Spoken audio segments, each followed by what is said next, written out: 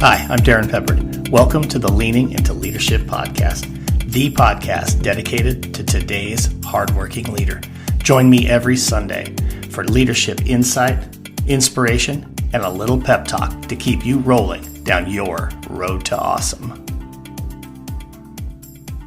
Welcome into episode 48 of the Leaning into Leadership podcast. My guest on the show today is Dr. Larry Dake, and you might be wondering, who exactly is Dr. Larry Dake? I'll tell you all about him in just a moment. But first, let me share this. Episode 48 to me is a very special episode. And the reason is because we are able to announce finally that we have formally joined the Teach Better Podcast Network.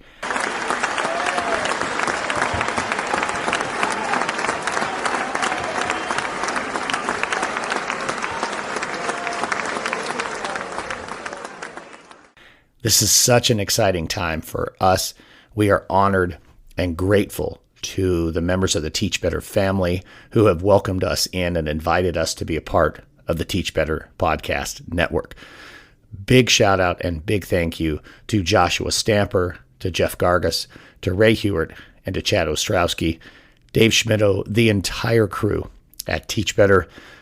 We're really excited to be a part of the Teach Better Podcast Network. You can check out all these incredible shows because, folks, there are so many of them, so many great podcasts. Just go over to teachbetter.com/podcasts and check out all of the incredible podcasts and podcasters that are hanging out there on the Teach Better Podcast Network. Again, leaning into leadership, very excited to be part of the Teach Better Podcast Network. And now let me tell you about my guest today, Dr. Larry Dake. He has served in leadership positions for over 12 years as a curriculum coordinator, a principal, and as an assistant superintendent. He attended King's College in Wilkes-Barre, Pennsylvania, and Binghamton University in Binghamton, New York. Beyond spending time with family, Larry is an avid baseball history fan, and he spends way too much time looking up stats on baseballreference.com. Tell me that's not cool. Professionally, Larry has served as a school leader for 13 years, spanning 3 districts and roles as curriculum coordinator, building principal, and assistant superintendent, overseeing instruction, personnel, and finance. It's quite a combination, and we're going to talk about that during the show.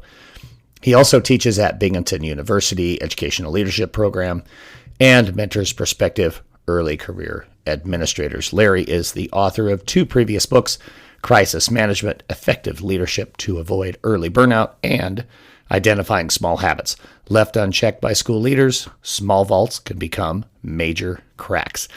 Larry Dake is my guest on the show today, and we will get to that interview with Larry Dake right after these messages.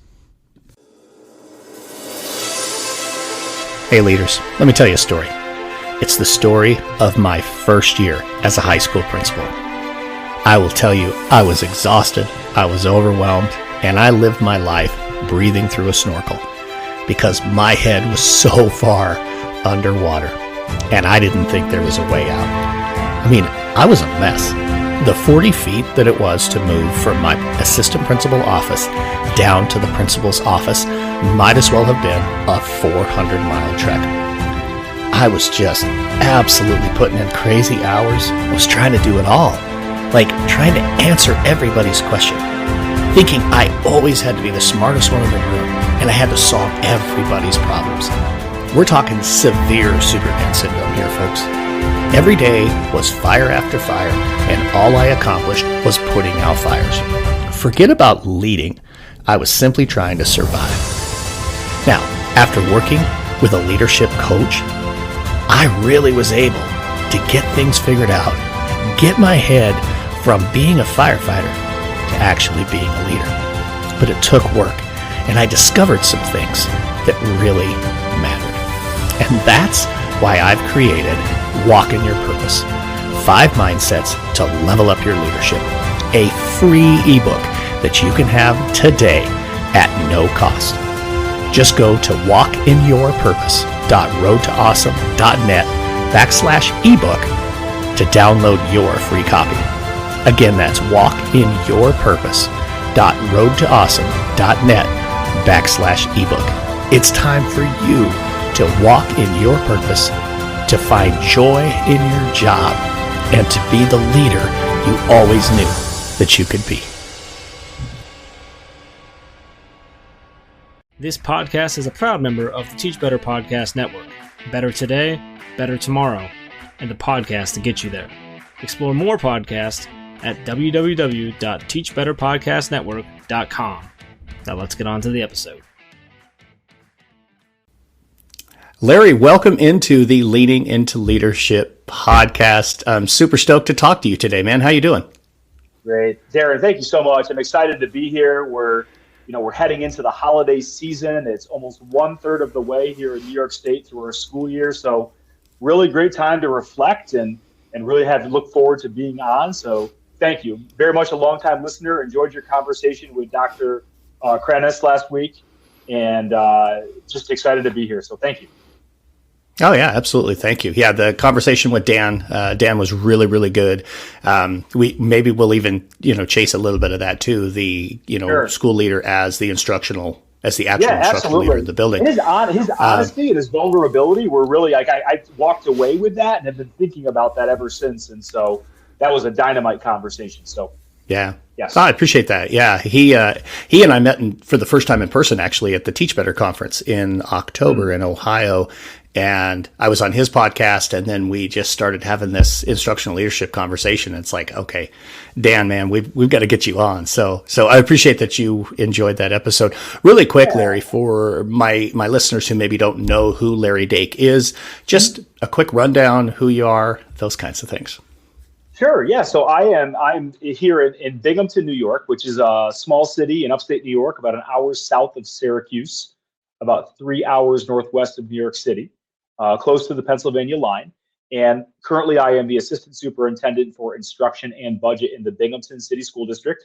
I'm finishing up, or I say maybe halfway through now, my 7th year as an Assistant Superintendent across a couple of districts, 13th year as an Administrator overall, 18th in education. I've been across 3 districts. I was originally a high school social studies teacher and then a curriculum coordinator. I was an elementary building principal, which I didn't see coming. At some point, and then the last 7 years now as an assistant superintendent. Married to my wife for 15 years. She's an elementary reading teacher in a neighboring district, and we have 3 children, 13, 11, and 8. My daughter, oldest, just turned 13 about a week and a half ago, so the reality of having a teenage daughter is definitely hitting a little bit, but we're making do so far. Yeah, welcome to the teenage years, man. It is on. I feel like they started a couple of years ago, but now they're maybe beginning in earnest with her. She's a great kid, don't get me wrong. And also, I'm an adjunct professor in the Binghamton University Educational Leadership Program. So I teach a couple of classes in that program, and that's been just a wonderful opportunity. Lots and lots of the prospective admins that have come through are now in districts. Some are in the district I work in.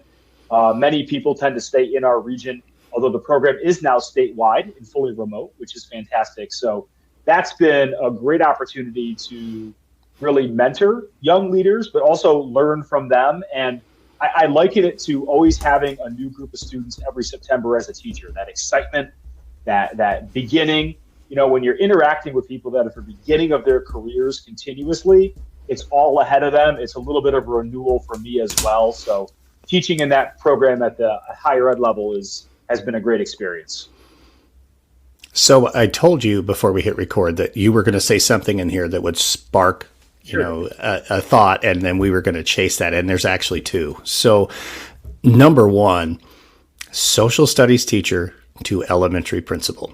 Yeah. Let's talk a little bit about that, because that's not the normal pathway. Not that anybody has a perfectly normal pathway into school leadership, but how did that transpire, and what were maybe, from being a high school social studies teacher to being in the elementary, what were some of the oh wow moments for you?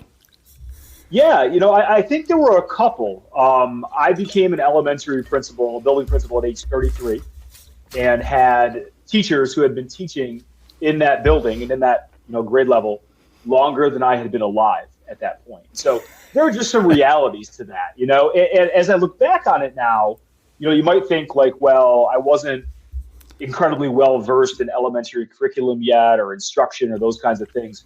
But I think the benefits actually were that I had to go in and do a ton of learning. I really had to learn from staff, learn from the school community. It was a school that was in need of improvement at that time. And so we were in the middle of that process as well. And, looking at all sorts of inputs and systems and things of that nature, the fact that I really didn't know what I was doing in a lot of ways. I came into the position through the superintendent of that district. It's a different district than I'm in, who I just think had a similar path in her career and believed in the idea of someone who would be young and hungry with a fresh set of eyes. The key was really building relationships and working with the community and helping that building believe in themselves again. And, there's a lot to be said about being in the right place at the right time, and that probably had something to do with it as well. But I think the fact that I really had to learn a ton on the fly was a benefit, because I didn't really come in with preconceived notions about what reading program should we use, what model should we use for elementary math. There were a lot of changes in New York State at that time. I was very well versed in those, very well versed in using the data and the standards that were changing. And so I could bring that to the table. I could help the school really build relationships with the community and learn from the staff and really empower them to be instructional leaders in their own right. And again, a lot to be said about being in the right place at the right time. It was and still is a wonderful teaching staff. The head custodian of the building was also an anti-bullying trainer in the building. So you had just incredible capacity. My building secretary was literally a computer scientist, a rocket scientist. So just a great team, inherited a great team. And, it was only 3 short years in that building before I became an assistant superintendent. But it was a great ride. I actually said this to someone last night. There's a parallel universe where I'm still the principal there. And it's wonderful. And so that transition, I think like lots of transitions that I've had, I really, on paper, wouldn't be plucked out of a series of resumes. To go from that position to that now be 36 and be an assistant superintendent. Again, that was 7 years ago. But the common thread with all of those has been someone believing in me, maybe a little more than I believed in myself at that time. And being open to learning and being open to being uncomfortable and having to really pick up things in a hurry. And that's been something that's really been translated throughout my career that I've been able to do, and I think has made me better as a leader in many ways. Yeah, we've talked about it on the show quite a few times. I'll go back to the episode with Randy Russell, the superintendent from Freeman, Washington. He referred to what you're talking about as the tap on the shoulder. We all had that tap on the shoulder to get us moving forward into not only our first leadership role, but probably multiple ones. And, certainly a great tap on the shoulder to move you into this elementary role, which actually dovetails perfectly into what my second spoke of thought was. And that's those other folks that are just now getting that tap on the shoulder, those young, early career leaders that you're getting the opportunity to mentor and to help groom, as an adjunct professor. When I look at the landscape right now in school leadership across our country, we're not short school leaders. But people, I've said this numerous times on the podcast, but people seem to be moving through the leadership pipeline quite rapidly. What are you seeing and what are you experiencing as you're working with those young leaders, both on their way in the door to the university system and on their way out the door? Yeah, I agree with you. Even thinking back, I finished my administrative degree in 2009. I applied bunches of places. I was a finalist many times. That summer, I was not hired. I went back into the classroom and taught another year, and then had a similar experience the next summer of 2010, and then was eventually hired. So I went out of my program. My internship was as a middle school assistant principal. I was a high school teacher. I thought I would be an assistant principal for 5 to 7 years, be a building principal. That's what I had in my head. Those were the jobs Right. I was applying for. I didn't get hired for any of them. And so one of the things I tell folks is be open to new opportunities. Be open to things that maybe you weren't thinking would be the path that you take. And with that said, be very intentional about the fit you find yourself in. There are going to be, at least in our region, there are going to be openings continuously over the next handful of years. I mean, the data that comes out from our state superintendent's department, a quarter of all superintendents are going to retire in the next 3 to 5 years. And that's going to create all this upward movement of people filling those jobs. So there's going to be assistant principalships and directorships and coordinator positions and principal positions that you would traditionally see someone early career step into. So don't feel like you have to jump in and take the first thing that looks nice and appealing. Think about your life situation. Think about your fit.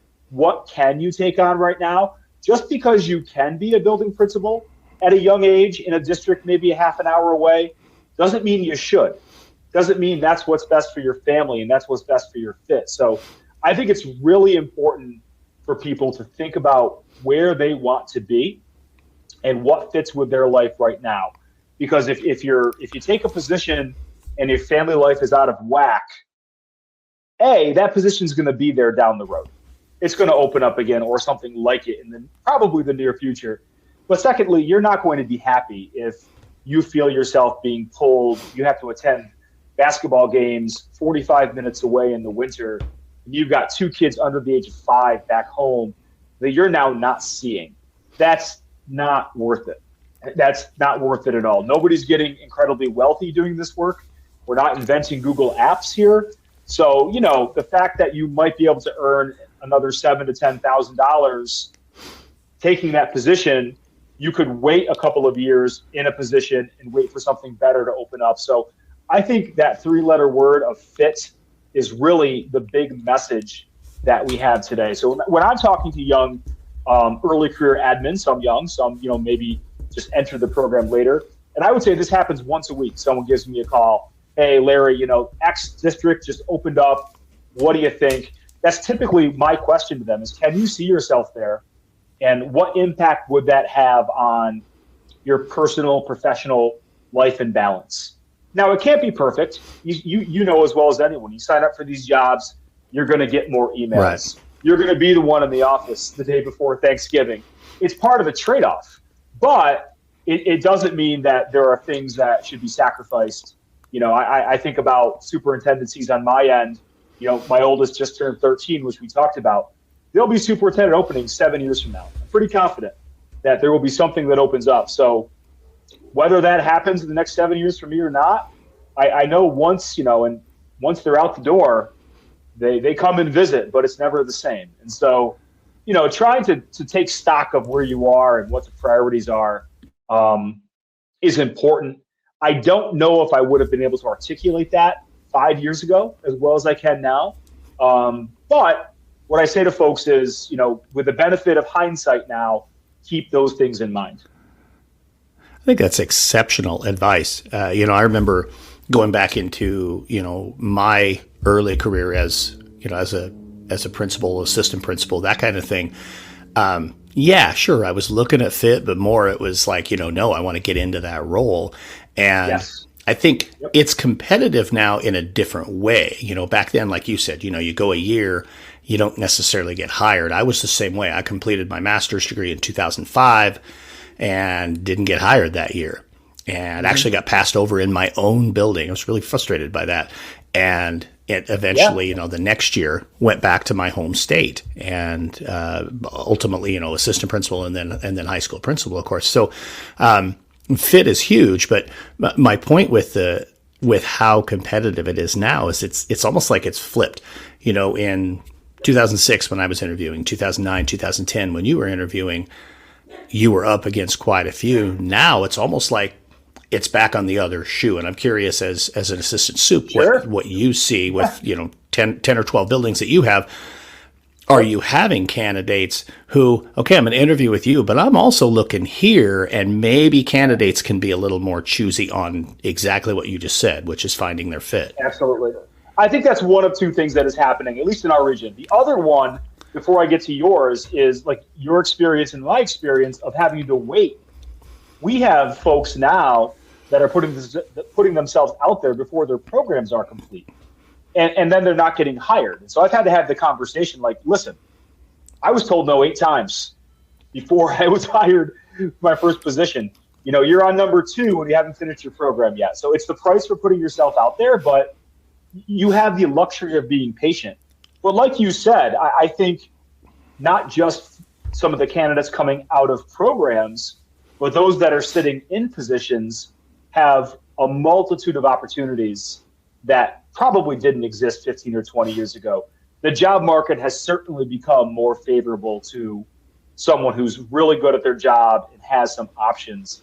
You know, we got into our hiring, you know, it's always happening, but, you know, spring, summer is when it really picks up, particularly for leaders.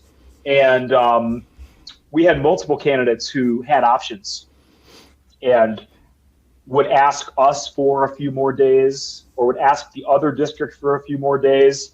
And again, it's a smaller region. We all kind of know each other that have been doing this for a while. And so, you know, the person's considering us and they're considering our neighboring district. I think on the district side, you have to accept the fact that some of the power of the hire has gone the other way. And, you know, 15 years ago, to say I want a week to think about it would have been unthinkable because they probably had 2 or 3 other great candidates waiting in the wings. But now, if it's the person you want and they want the weekend or they want to, you know, they want to go back and think about what this might mean. Several districts I talked to other people this summer were like, God, we're still waiting. It's been 3 days, 4 days. I think that's the reality right now. I said to someone again last week, you know, don't worry about the next job. If you do this job you're in now well, you're going to have a multitude of opportunities. People will come and be searching you out for the next opening. So I think it really comes down to quality candidates are going to have options that they probably didn't have 15 or 20 years ago. And I don't really see that going away. The one thing that I think could impact it is when the stimulus money dries up, which everything is cyclical. When we get into a budget situation where we may need to tighten a little bit, that might put a little bit of a dwindle on that. But as things stand right now, districts have had the luxury of creating some positions that maybe didn't exist a couple of years ago. So there's a lot of options out there if folks want to pursue them. That's for sure. We will return to the Leaning into Leadership podcast in just a moment. But first, let me ask you a question. Have you ever said to yourself, man, I should write a book?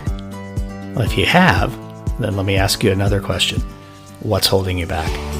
What keeps you from taking the step that moves you from, I have an idea about a book, to I am a published author? From experience, I would bet it's probably you're wondering who would even want to read a book that I wrote. Maybe you're questioning the idea. Is it unique enough? Is it valid enough? Is it good enough to be a book worthy of having published? Hey, as a best-selling author myself, I can tell you most writers have had the exact same feelings at some point in time during their writing journey. Here at Road to Awesome, we believe in cultivating leaders by elevating voices and promoting positivity. And a part of that work is publishing books for educators by educators. Go to roadtoawesome.net and hit the Contact Us button to set up a free, no obligation conversation about your book idea. Hey, educators, we've all had incredible experiences. We all have amazing stories, and every one of them deserves to be told.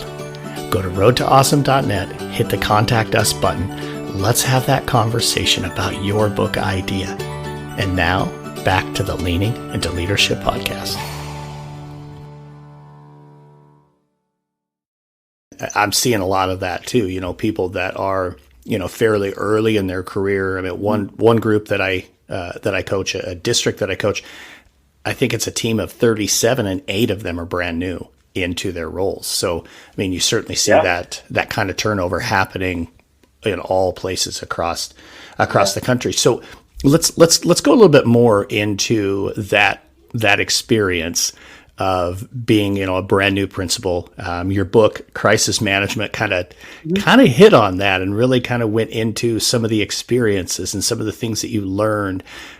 Very similar. My book, Road to Awesome, is, from that first year as a building principal, breathing through a snorkel the entire time on through, my coaching journey and that kind of stuff that helped me move from firefighter to actual leader.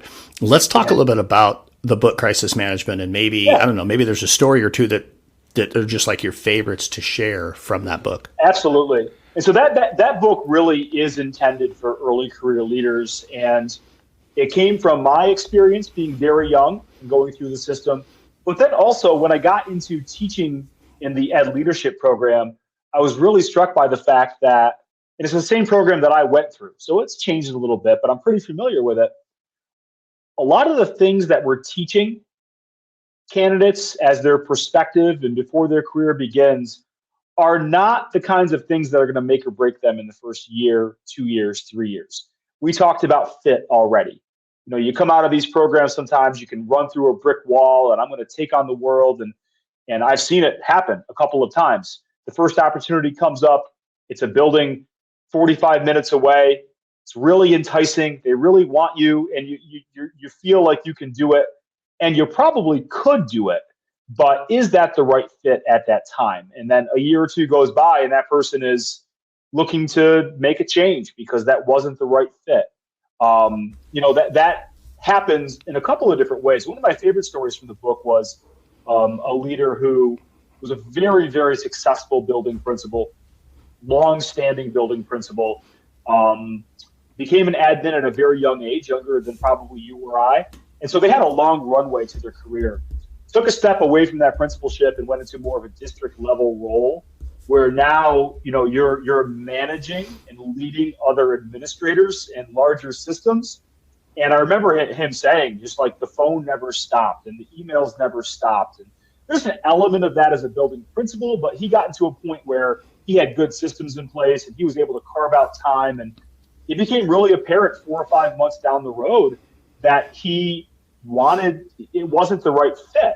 And just happened that the building that he was the principal in was still open. Ended up going back to that building and continuing with that successful career. And so there's an example right there. Young family, building level versus district office level, which is another consideration, I think, when folks are thinking about their career path. And then there's another one in there with a young leader who she just had a young family and was coming up through the system. Again, went into administration pretty early and ended up taking on a principalship more or less because it was expected that she did it. She was kind of next in line, and you had all that pressure. The tap on the shoulder can be a really good thing, or it can fake you out a little bit. Because typically the person tapping you on the shoulder, I don't mean this in a malicious way, has an agenda. They want to fill that position with someone they feel is going to be very good. They're not necessarily looking at the body of work from the same lens that you are. So this is someone who was tapped on the shoulder, went into the position, and again, just was not happy. Ended up leaving that position, and really nobody understood. It was kind of like, you just got here. Like, why would you want to leave? And so, one of the things I write about is it's not your job to explain to people why you're making the career moves that you've made, but it's really important, what I've learned to do in my own career, and then and also working with others, is the tap on the shoulder is great. Listen, it's a great moment. Someone believes in you. But give it a couple of days. Go back to your regular life. It feels like it's a little bit like The Bachelor. Like they're going on these dates in Spain. Of course they're going to fall in love, Darrin. Of course they're going to fall in love. And then they go back to real life, and I don't have the data in front of me, but I think very few of those relationships have lasted. So it's a little bit like that. They want to give you the rose, but you've got to take a step back and go back to your making lunches at night and potty training your kid and getting them to basketball practice, realizing that, that's not going to be there forever. There's going to come a point in time where you can do that work. Maybe now's the right time. Maybe it's the right fit. I'm not saying it's not, but it might not be. So I've seen people get faked out by the tap on the shoulder. But, in these early classes in your grad program, you're taking the law class, you're taking the budget class, you're taking the curriculum class. When the reality is your first couple of years as an assistant principal, even a principal, a director, you're not in charge of any of that stuff. You're not in charge of the budget. If something happens in your building that's legal, there's probably someone you're going to call to talk about, like, hey, this happened. What should I do? And so we're not necessarily teaching the courses that would translate into early career success. How do you deal with difficult people? How do you lead people that are very different than you? Particularly for someone who was incredibly, above and beyond with their job. There's a whole continuum of people in your building. Some people will have probably gotten tenure and maybe they shouldn't have. How do you work with folks like that? So I think there's a whole skill set around working with different kinds of people, being able to have difficult conversations, take that difficult phone call that we're not necessarily preparing people for. And I think those are the things that get you from assistant principal to principal. It's not because you developed the budget. That's way beyond where you're starting, typically. So that was really the genesis of crisis management, was what are some of these things about the fit, about the work that you're doing early in your career that could really make or break your career? Absolutely. Yeah, that was for me. That was that moment moving from, just the firefighter. That's all I did was put out fires. And, I've talked about it on the show before about, Superman syndrome, boy, I have to be everything to everybody. And, but you do learn through the process. And you're right. There was nothing in my master's program that prepared me to do any of it, to be perfectly frank. Yeah. I think there was some good leadership theory, that we learned, around, being a servant leader and, those types of things that I guess help you maybe frame your mind around, what I'm going to do when I'm in the role. But nothing prepares you for the first time you go and observe other classrooms and they don't look like yours. That to me, that was like this huge eye opener. Wait a minute, they're not doing it like I did. There were some who were, holy cow, so much better than I was. And some who I was like, what are you doing in here? Yeah. There's no learning happening here. This is our responsibility. And anyway, you're right. There's so many parts to that. And as a school leader, whether it's an AP or a principal, whatever that first role is, there's a really steep learning curve. And, something that you touched on without going too deep into it was really like moving from right there, boots on the ground in a classroom to maybe 7,500 feet or 10,000 feet. You're not at the 30,000 foot view like you are at the district level, but you're kind of right there in the middle, and being able to wrap your brain around what are all the different sites you need to take in, as opposed to not just what all are you seeing, because it's like, driving down the highway at 90 miles an hour and you can't process everything fast enough. Right. I think that's just really, really big. And that actually takes me to the next book, your small habits book. Man, we talk about an eye opener here. So there are those little things. You talk about this in the book, and I'll let you talk more than me, but you talk about those little things that we don't realize we're doing that can push staff members away, or, maybe set our culture in a direction we don't want to go, those types of things. So let's go into that a little bit. Yeah. Thanks, Darrin. And so really, the books are kind of part, like, let me put my ideas out there, and part like my own professional development process. My experiences, others' experiences. Again, we're not getting rich doing this kind of stuff, so the Small Habits book was really a combination of, that came out last year, 10 years into my career. What are the things that I've experienced in my own leadership? What are some of the things that I've talked to others about and I've observed in others?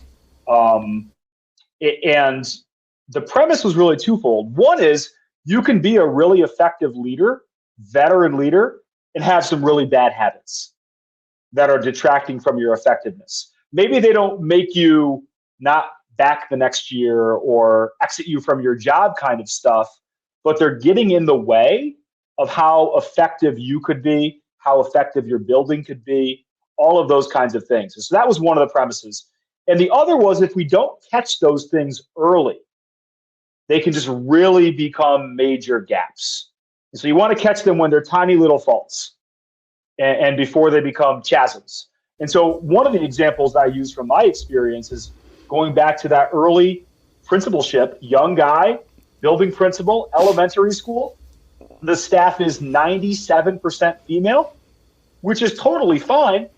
A couple of other younger male teachers who like to do things I like to do and talk about, like baseball, like football, those kinds of things. I would find myself, without really realizing it, I think in my mind, it was kind of like, I need to go and just talk to a guy. And I would go and talk about the Yankees game or the Mets game or whatever the case may be. And I had a veteran kindergarten teacher, someone who was actually on the hiring committee, who, really was a proponent of mine and someone I worked really well with, came to me and said, Larry, I just need you to realize when you're always in so-and-so's room, the other staff notices that. And there's starting to be a little bit of a whispering campaign about, oh, look at the lunch schedule that came out. I wonder if so-and-so got the best slot because of, and I wasn't doing that. In fact, I was trying to be intentional about not playing any favorites. And in reality, the perception was that I was playing favorites. So I really kind of had to recalibrate myself. And, I think particularly when you're in a small community and you might have your own kids that are friends with the kids of those you work with, it doesn't mean you can't have those relationships. But I think it's important for the leader to be cognizant of when that might cross over into perception. And so, that was a case where I was really able to kind of take a step back. It's not that I just ghosted this guy or never talked to him again. I still talk to him to this day, but I was a little more cognizant of whose room I was in, how I was utilizing what I perceived as my time to get around the building. Was it always with the same couple of people? Or was I going into his room because I knew he'd be welcoming, and the room next door that I really need to get into, that teacher wasn't quite as welcoming, but I've got to get in there, but I was avoiding it. So that's something right there. Had that continued unabated, could have really detracted from some of the things we were trying to do as a building. And so I wasn't aware of it. I don't think I'm biased here, made me a bad leader, but it was definitely a little fault that people were noticing that was important for me to recognize. I'm so glad you used that particular example, because it made me think then, and it makes me think now again, even more so, about one of those little habits that were forming very early in my assistant principal position in that part of my career.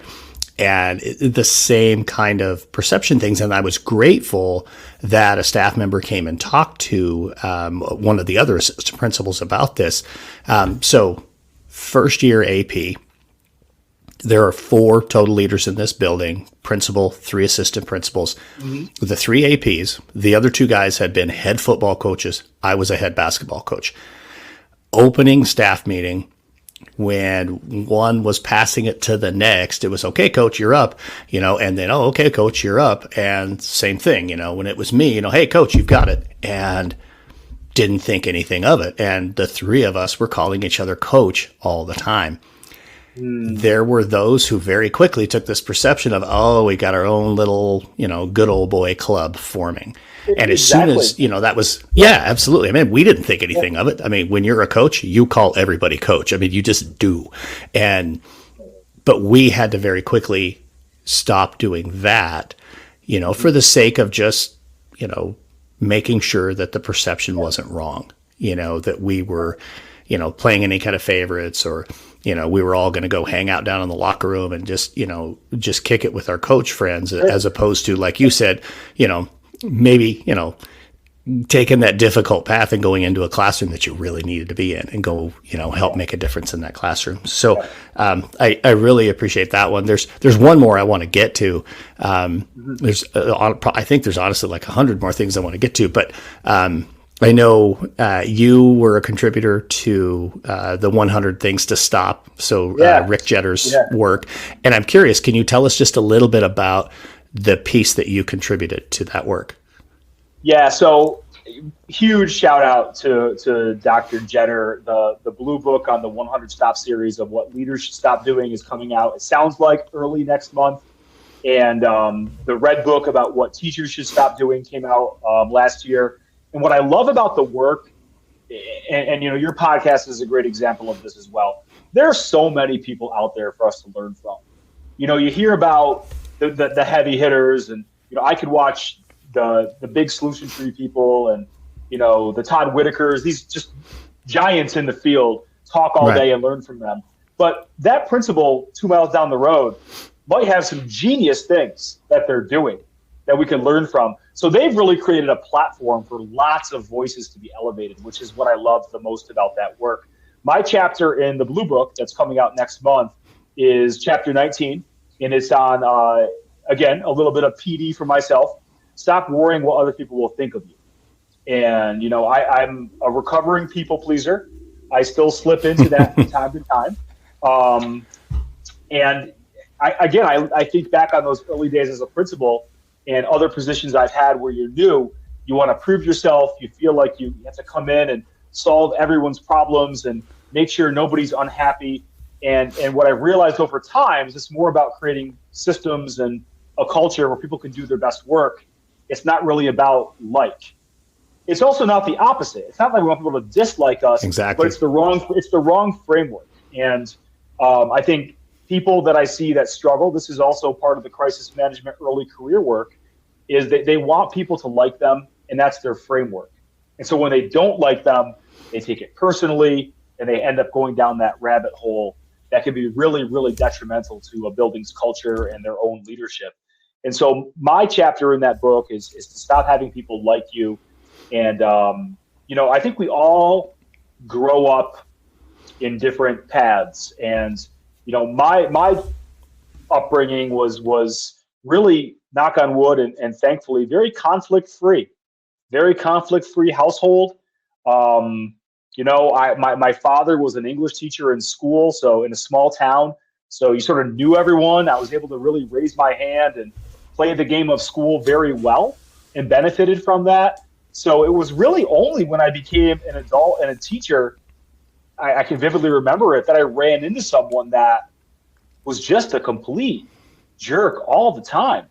And like, how do you deal with that? And so again, that was very young teacher. My approach was I try to get this person to like me, and it didn't work. And so those are lessons that I think now when you become a leader and it's your job to work well with everyone, it's not about that framework. It's more about how do you elevate the system and elevate the people rather than individuals liking you. So my chapter in that book is chapter 19, how to stop worrying about if people like you or not, or if you're pleasing everyone. And again, I went back and read it the other night, and even as I'm reading these things, I'm thinking like, oh yeah, I did that yesterday. So as you know, it's an ongoing journey. I had an experience about 2 years ago. My family and I, one of our favorite vacation spots is Cape May in New Jersey. And so we go down there for 3 or 4 nights. And there was an article in our New York State magazine about crisis management, and it was talking about, you know, some of that. And I'm away. I'm with my family, and I'm checking emails. And I get a text message from someone like, hey, read your article. Really great. Thank you for the reminders about when you're away, be away. And here I am in the moment violating the very thing that this person is praising me for. This is hard. And it's an ongoing journey. And I don't think there's ever a point in time where any of us have made it where we can say, like, I got that down. We're all works in progress. And so a lot of this for me, listening to podcasts like yours, writing, reading, is just that ongoing saga of how can I continue to just get better. And sometimes you do take a couple steps back, like I did in that example. But I'm looking forward to that book coming out. And again, Dr. Jetter's work and his group's work has been really, really great in this field. Yeah, he is truly one of the great ones out there. Big shout out, yes, to Dr. Rick Jetter. He's doing some incredible work and raising those voices, like you said, of people who are, you know, they're just boots on the ground. They're doing the work. every single day, and they're sharing, great knowledge that they're picking up along the road. One of the other ways that we pick up great knowledge sometimes is through Twitter chats. And I know you are the host of the SAANYS chat. I've been on the chat a few times on Wednesday evenings. Have no idea what SAANYS is, though. So this is my opportunity to ask you what that giant acronym is. So it's the State Administrators Association of New York State. And there we have SAANYS. So it is the organization that provides professional learning for the administrative group in our state and really beyond, but particularly in our state. I'm sure every state has an organization like that. And so I've been involved with them for a number of years. I've presented at their conference 3 times. I've had a longstanding relationship with the director of professional learning. It was actually her. Shout out to Karen Bronson from St. E's. I went up to Rochester in the spring of 2019 to do a time management workshop with a group of Rochester administrators. And it was like a dinner PD. So they were eating, which, makes you feel better. Even if I stink, they're eating good food. So that's good. There's an open bar nearby. So how bad could I really be? But she said afterwards, like, wow, you should really think about writing a book on this kind of stuff. And up until that point, I don't think it really had been a realistic thought. So, out of that conversation came a couple of things. And I went to them in the summer and said, hey, I've hosted some Twitter chats for just a one-off host for a couple other organizations. And it's really a nice way to build a culture and build a camaraderie. Could we try this for New York State? And so they were gracious enough to say, yep, you can use our hashtag. And it's a very, again, thinking about fit, it's a great way for me to stay connected. Having a young family, being really busy. It's a half an hour once a week. There's some prep work that I can do on the weekends to get the chats ready and the graphics ready, but it's not like you're flying across the country for a conference. So finding ways that fit within your life to stay professionally developed, I think is really key. And so, I know the future of Twitter has been a little bantered about recently. Yeah. I think it's a great time to start a Twitter chat, right? Great time to start a Twitter chat. Yeah, we'll see how that goes. For now, it's been a great experience. Typically, we would be Wednesdays. I know we're recording this on a Wednesday, but we're off this week because of Thanksgiving. We'll be back next week. So it's been a great experience. And the last, I would say, 2 or 3, we started to, I think, really roll with, you always have your group of regulars, which I'm thankful for, but then different people jumping in once a month, twice a month, like you have done. And so it's been a fun little thing, quite frankly. And, definitely has been a great experience for me as well to not just get better at hosting a Twitter chat, but also learn from a lot of the responses that are coming in. Yeah, it's been, I've enjoyed, the conversations and the different topics. I think I've been in there 3 times, and I actually do have it on my calendars for every Wednesday night it's 7:00 Central Time. So I've got it on there so I can, I can jump in and either lurk or actually, contribute. Yeah. But it's been great because it's an opportunity to get to know people. Yeah, 100%. Yeah. Yeah. And that's one of the things I've had to dispel with a couple people that I know. I said, hey, jump on tonight. Oh, that I can't be on the whole time. That's fine. Come answer a question. There's some that I do from other states. Like if I can't participate, I can follow along a little bit here and there, and you're picking up something all the time. So it is a great way to stay connected, build connections as well, build a network. So that's been a lot of fun. Yeah, absolutely. Oh, it's awesome stuff, man. We could just keep on going and going and going, but we want to make sure that this fits into somebody's commute, So, so let's go ahead. Yeah, exactly. So let's go ahead and jump into the final question. The question I ask everybody here on the Leaning into Leadership podcast. Larry, right now, what are some things you're doing to lean into leadership? Yeah. I would say the biggest thing is, being in a larger school district in our region, there's always gaps that come up in what's being done. So I have an opportunity right now to take on a significant part of our technology leadership in our district and really get into the guts of the back end of programs that we use and platforms that we use. How do privacy laws work? So I think those experiences, not that I want to do it for the rest of my career in the same time as my current job, but a 4-month stint, a 5-month stint in that kind of role, you can really learn a lot. And so I'm kind of in the middle of one of those right now. And, It's taken me a couple of weeks to kind of get things recalibrated with my schedule, but I feel like I'm on track there. So there's been a lot of every day, I'm looking at a platform that I never have logged into before, helping a teacher access it. It's not like the communication system can just not work. So a lot of these things have to keep going, despite there not being someone in the job. So a lot of great opportunities that way. And the last thing I would say is really that connection with family. And, not to get super sentimental, but 13 years in, 42 years old, you're kind of like halfway through a career. Kids are growing up. I had the opportunity this summer to collaborate with Andrew Murata, Jeff Evener, and Kevin Spanauer, who are all school leaders, two in New York State, Andrew and Jeff, Kevin's in North Carolina, on a book about being a father and being a leader. Dads, leaders, and father figures leaving a legacy. We think that's going to be coming out sometime before the holiday season ends as well. And so that'll be promoted by all of us pretty much, on our social media. So that book is really a collection of stories that we wrote about how there's this confluence of your leadership and your fatherhood and your family life. And what are stories about how those things interact, conflict, work together. And I'm really looking forward to that coming out and really being something that I think there's not a ton in that space right now. And again, it goes back to fit. You want to have you get one chance at a career. You can't wake up at 80 and say, "Oh, I wish I would have done this." And you get one chance at being a dad and being a spouse, and you can't wake up at 80 and go back and be at the birthday party.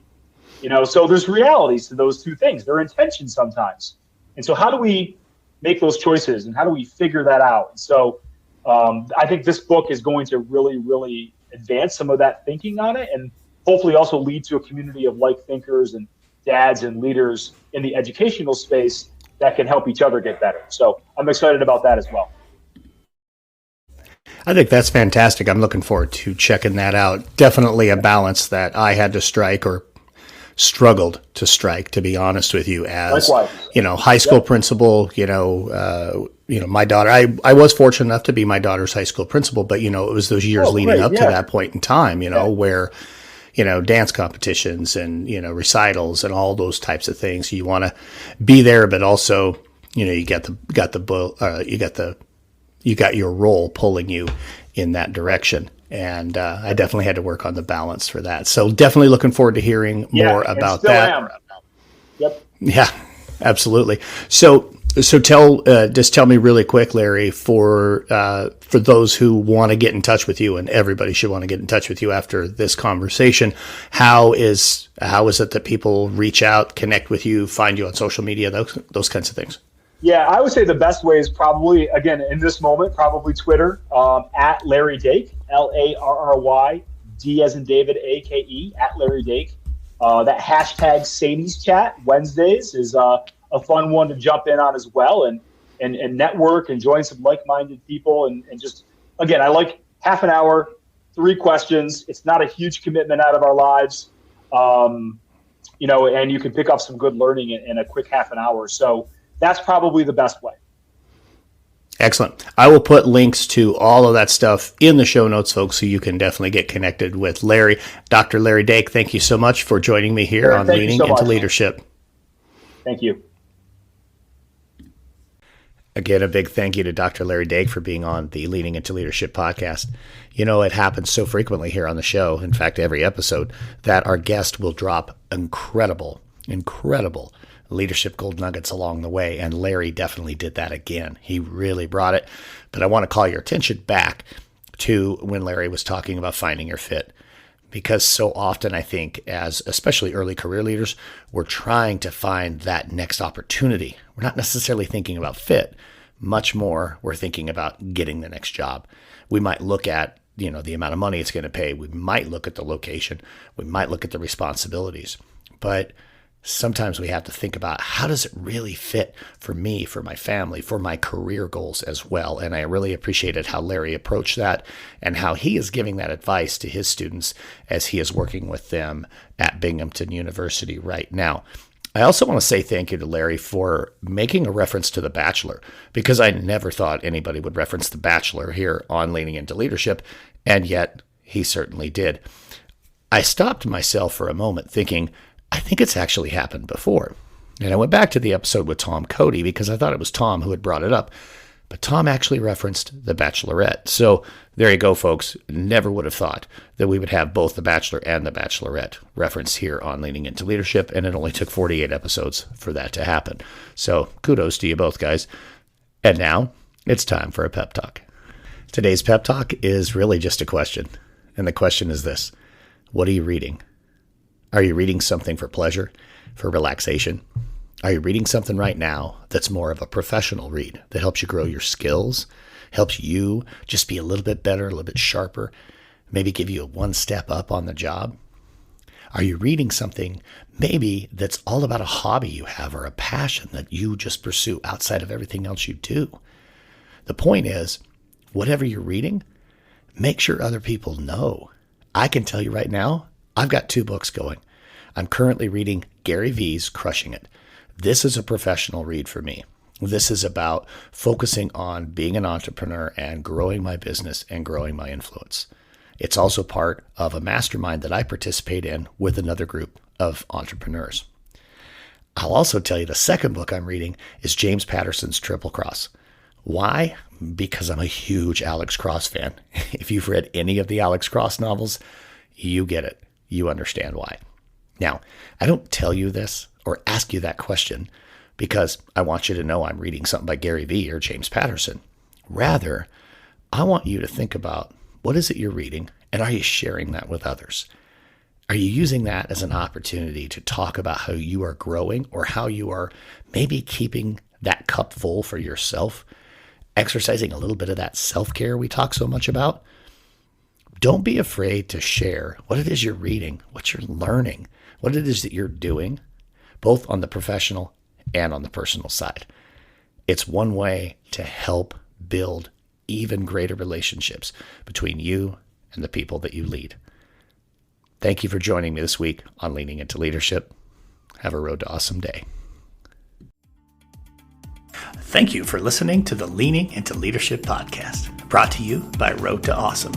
Don't forget, click subscribe, give a review, and share this with somebody who might also enjoy leaning into leadership.